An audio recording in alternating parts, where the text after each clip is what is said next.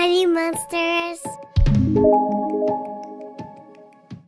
Tervetuloa kurkistamaan Tuomarilan Honeymonstereihin.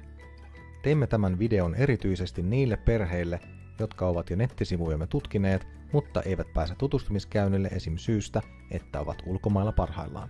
Tuomarilassa meillä on 2 ryhmää, joissa molemmissa on 4-6-vuotiaita lapsia. Ryhmien nimet ovat Bees ja Bears. Heillä molemmilla on oma aamukokoontumisensa, josta päivä kunnolla alkaa. I'm fine, and how are you, Michael? Okay, today we're going to do something different. We're going to have a game first, then we'll have the rest of our morning circle. But in this bag, I have lots of Halloween things. You take out one thing and you can tell us what it is. Can you feel it? And these are all things to do with Halloween. Do you know? Yeah. Okay, pull it out. She found what? And what's that in English? A skull. Okay, who wants to come? Go sit down. Aamupiirissä vahvistetaan ryhmän yhteenkuuluvuuden tunnetta ja käydään läpi muitakin opetuksellisia asioita, jotka kuuluvat KO-ajankohtaan. Aamupiirien jälkeen esikoululaiset lähtevät yleensä ulos. Silloin nuoremmat levittäytyvät ympäri taloa erilaisiin leikkeihin ja osa tulee omien opejensa kanssa tekemään projekteja. Henkilökuntamme on kokenutta ja vaihtuvuus on meillä pientä. Tervetuloa Honeymonstereihin. Tässä on meidän historia vuodesta 1993 ja kaikki nämä vuodet tässä välissä ja päättyen tähän vuoteen eli 2020. Tervetuloa katsomaan vähän, keitä meillä täällä on opettajia. Tässä on nyt meidän Tuomarilan opet, jotka piakkoin muuttavat tuonne Keski-Espooseen meidän uuteen sijaintiimme. Kerropa, Joe, Hi, vähän itsestäsi. my name is Joe and I've been in Honey Monsters since 2014. Entä Rachel? Hi, I'm Rachel. I started in Honey Monster at 2023.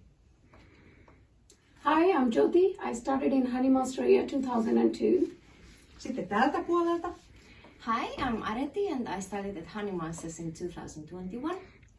Ja moi, mä oon Susanna ja mä aloitin Hannareissa 2014. Moi, mä oon Teija ja mä oon aloittanut ensimmäisen kerran 2012 Honey Monstersissa. Ja mä oon Iivi ja mä oon ollut täällä vuodesta 1995 aika pitkään. Mutta näin ihana porukka meillä täällä on. Sitten tästä puuttuu kyllä Michael ja Adam, mutta heidät esitellään jossain toisessa kohtaa. Aamupiirien jälkeisestä ohjelmasta näette nyt esimerkkejä. Olemme jakaneet tilamme pisteisiin, jossa lapset leikkivät pienissä ryhmissä. Näitä pisteitä kutsutaan englanniksi centers. Niiden tarkoitus on tehdä tila helposti hahmotettavaksi, jolloin lapset löytävät mielenkiintoista tekemistä.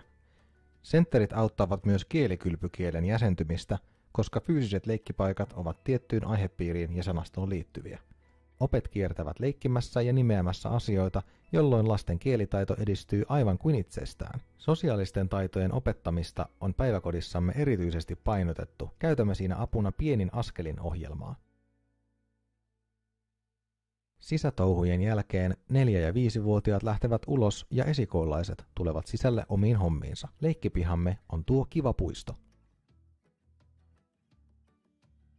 Kotiin lähetämme perjantaisin viikkokirjeen, jossa on ohjelmatieto seuraavalle viikolle. Näin kotona tiedetään, mitä milloinkin tapahtuu ja millaisia varusteita tarvitaan, onko retkelle lähtö hyvin aikaisin ja niin edelleen. Esikoulun toiminnassa tähtäämme siihen, että tarjoamme heille niitä taitoja, joita tarvitaan kaksikielisiin kouluihin pyrittäessä. Syksyn aikana teemme siis aika koulumaisia juttuja, jotta he tuntisivat kirjaimet ja olisivat lukemaan oppimisen taidoissa mahdollisimman pitkällä. He myös harjoittelevat koetilannetta, jotta jännittäminen ei estäisi heidän hyvää suoriutumistaan koulun haettaessa. Se, mikä vahvasti erottaa meidät muista yksityisistä päiväkodeista, on, että lastemme vanhemmat omistavat päiväkodin.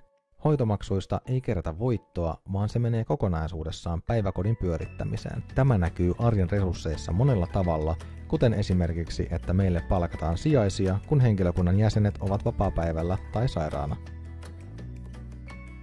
Kiitoksia mielenkiinnostanne Honeymonstereita kohtaan ja toivottavasti näemme pian.